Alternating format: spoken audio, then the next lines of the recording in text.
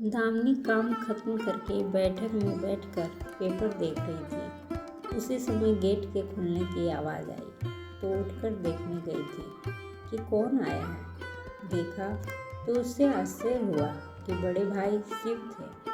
उनके हाथों से बैग लेकर उन्हें आदर सहित घर के अंदर ले गई। उन्हें बिठाकर पानी लाने रसोई में गई। चाय के लिए पानी चढ़ा दिया था। उन्हें पानी देने के लिए आते हुए सोच रही थी, यह अचानक भाई क्यों आए होंगे। 3 महीने पहले घटी हुई घटना के बाद उसने सोच लिया था कि अब मेरा मायका नहीं रहा है, पर आज भाई अचानक। उसने भाई को पानी पिलाया और कुशल मंगल पूछने पर उन्होंने सर हिलाकर सब ठीक है कहा। बात को आगे ना बढ़ाते हुए रसोई में गई और चाय बनाकर भाई को दे दी। भाई ज़्यादातर बातें कम ही करता था। वह खुद भी बात कम करती थी, इसलिए वातावरण शांत था। भाई के पसंद की सब्जी बनाने अंदर गई। दामिनी के पति श्याम दोपहर का खाना घर आकर खाते थे। उन्होंने आते ही शिव को देखा और हेलो कहा। दामिनी ने कहा, खाना लग गया है, खाते हुए बातें कर लीजिए। दोनों खाने की मेज पर बैठ गए। दामिनी खाना परोसने लगी। शिव ने कहा, श्याम, आप और दामिनी दोनों ही इतने बड़े घर में रहते हो। हाँ, मुझे याद है कि आपकी 2 बेटियां भी हैं। सोचो जरा, दोनों की शादियाँ हो गई तो वे अपने ससुराल चली जाएगी। यहाँ आएगी भी तो मेहमान बनकर। श्याम ने कहा, वह तो ठीक है, पर आप कहना क्या चाहते हैं?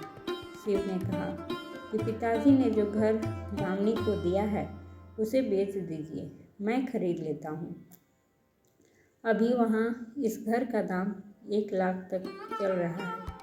चाहे तो आप भी पूछताछ कर लीजिए। श्याम, असल में मैं उस कंपाउंड में हम दोनों भाइयों के घर ही रहे ऐसा चाहता हूँ।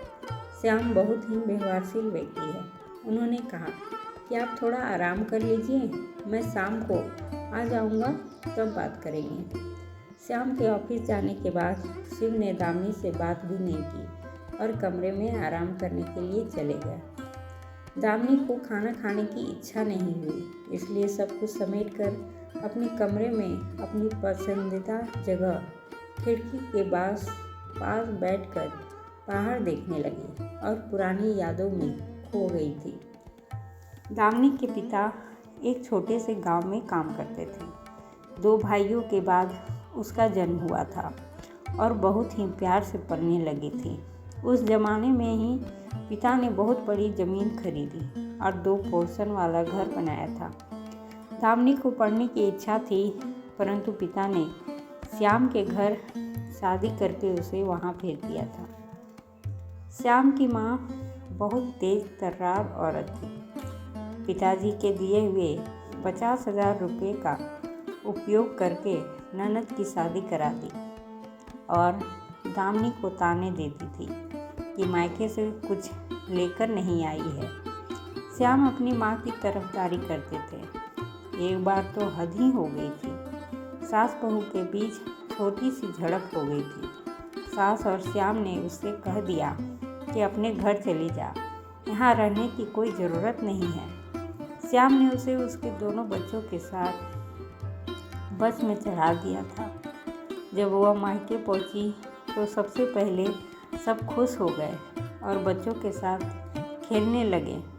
माँ ने मुझसे पूछा, दामिनी बेटा, तुम मायके आई हो, इसकी हमें बहुत खुशी हुई, परंतु अचानक कैसे आ गई?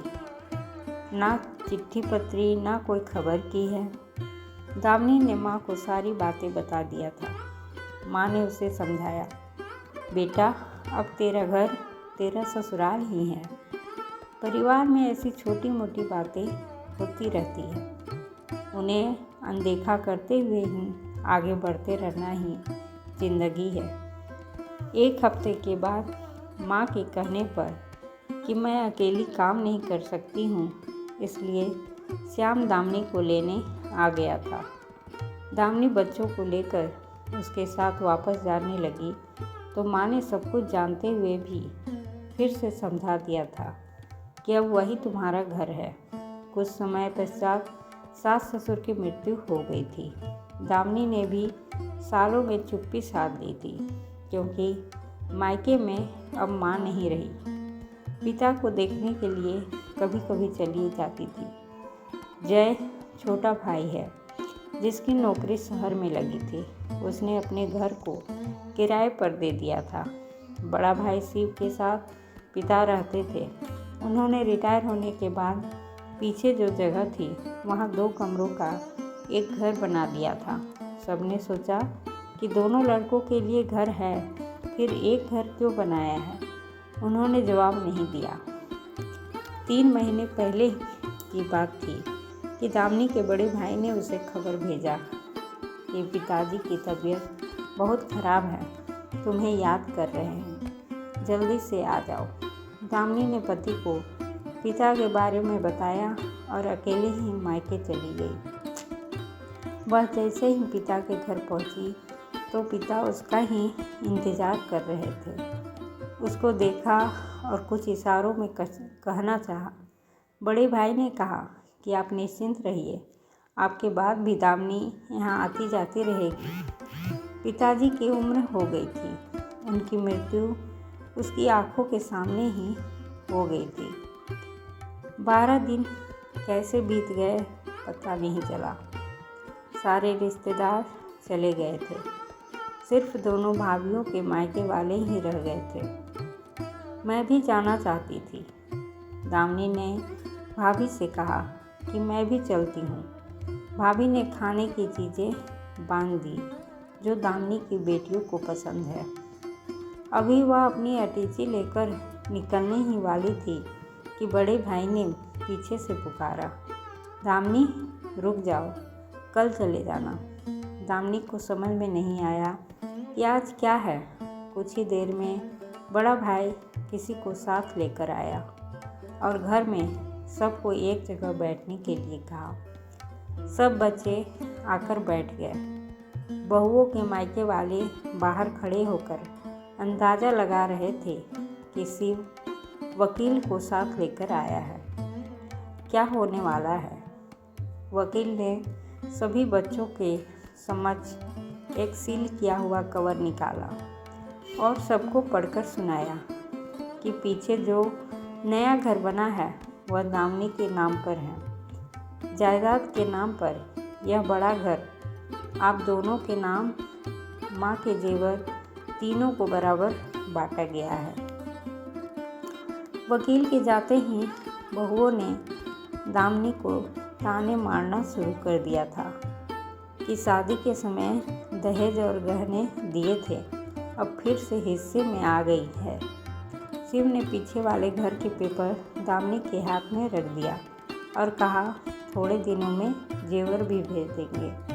दामिनी घर से बाहर आ रही थी। किसी ने उससे बात नहीं किया।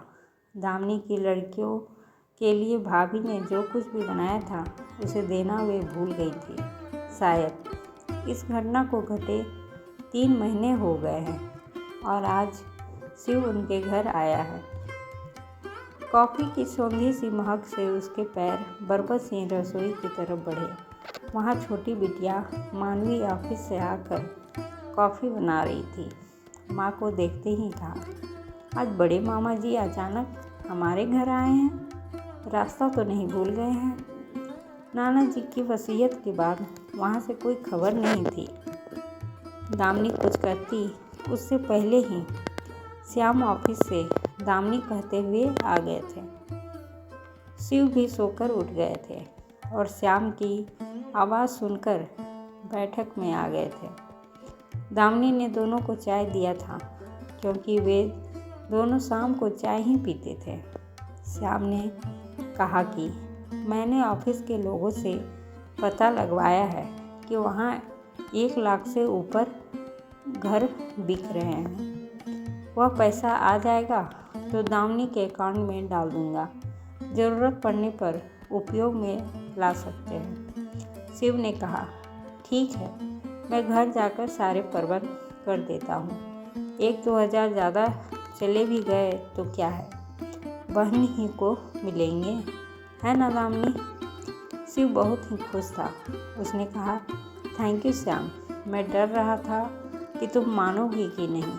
मानवी अंदर कमरे से आई और कहा, घर माँ के नाम पर है, नाना जी ने उन्हें दिया है। आप दोनों को नहीं लगता है कि उससे भी एक बार पूछे कि वह क्या चाहती है। मायका का घर माँ का नहीं है, ससुराल का घर माँ का नहीं है। उसे काटते हुए श्याम ने कहा, मानवी, यह घर माँ का ही तो है।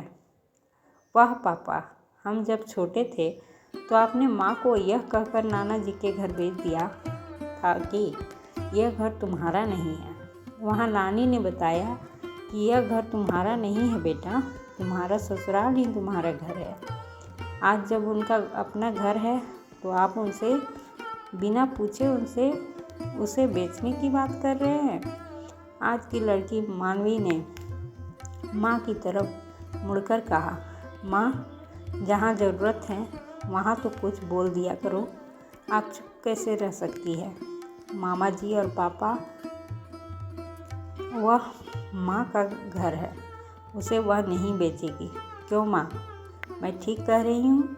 मानवी की बातें सुनकर दामिनी की आंखें खुशी से चमक गई और आंखों में खुशी के आंसू आ गए और उसने हाँ में सर हिलाकर अपनी मर्जी बता दिया।